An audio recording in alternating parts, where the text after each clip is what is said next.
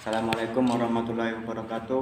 Saya Ruli Haidar Anhar dari AHS Master 5 ingin mempresentasikan tugas makalah hukum tata negara. Keadaan negara pada masa pandemi. Pengertian keadaan negara pada masa pandemi.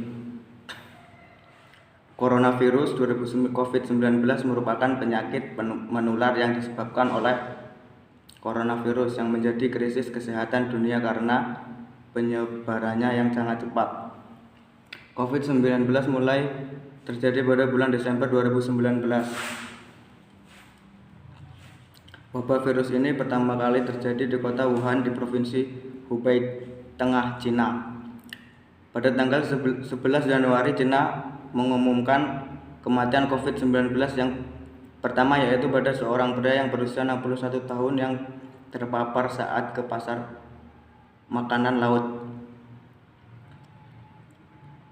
Gejala COVID-19. Gejala awal infeksi virus corona atau COVID-19 bisa menyerupai gejala flu, yaitu demam, pilek, batuk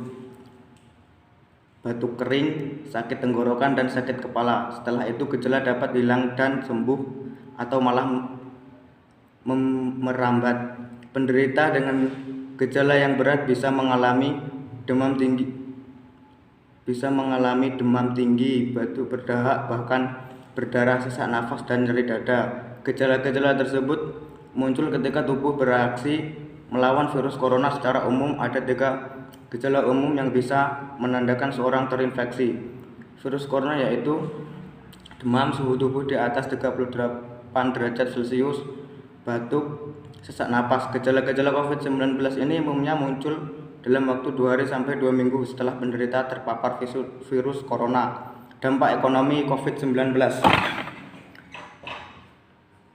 Model dan asumsi dasar analisis deskriptif mengenai dampak COVID-19 terhadap perekonomian provinsi di Indonesia didasarkan pada model sederhana dengan beberapa asumsi yang menyertainya. Model sederhana ini mengandaikan bahwa tingkat keparahan COVID-19 terdapat ekonomi provinsi ditentukan 4 faktor yang simultan bekerja di provinsi tersebut, yaitu tingkat pandemi COVID-19 di provinsi tersebut, faktor risiko bencana alamnya, faktor permasalahan ekonomi, kemudian beban tekanan fiskal provinsi tersebut. Semakin besar pula tingkat pandemi COVID-19 diukur dengan modifikasi dan variabel yang telah digunakan pada gambar 1-2, yakni rasio. A. Kondisi Indonesia sebagai negara yang mendapat bonus demografi di tengah ancaman krisis ekonomi akibat pandemi COVID-19. Penduduk dunia diperkirakan mencapai 7,4 miliar jiwa, di mana Indonesia menyumbang sebesar 255 sekian juta jiwa atau sekitar 28,98%.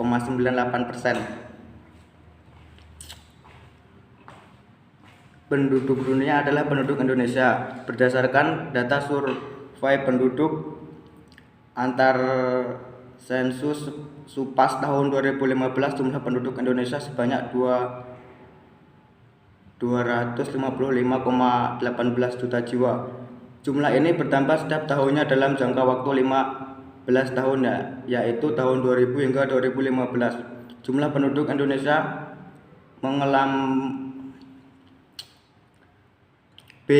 upaya pemerintah dalam menangani krisis ekonomi saat pandemi COVID-19. Sebagai sebuah negara memiliki bonus demografi di era ini, ditambah dengan posisi Indonesia sebagai negara anggota G20 yang mewakili wilayah Asia Tenggara, serta telah dimasukkannya isu bonus demografi dalam rencana pembangunan jangka menengah nasional, termasuk menjabarkan kerangka pelaksanaannya. Hal ini menunjukkan bahwa fenomena bonus demografi telah disadari dan mendapat perhatian pemerintah.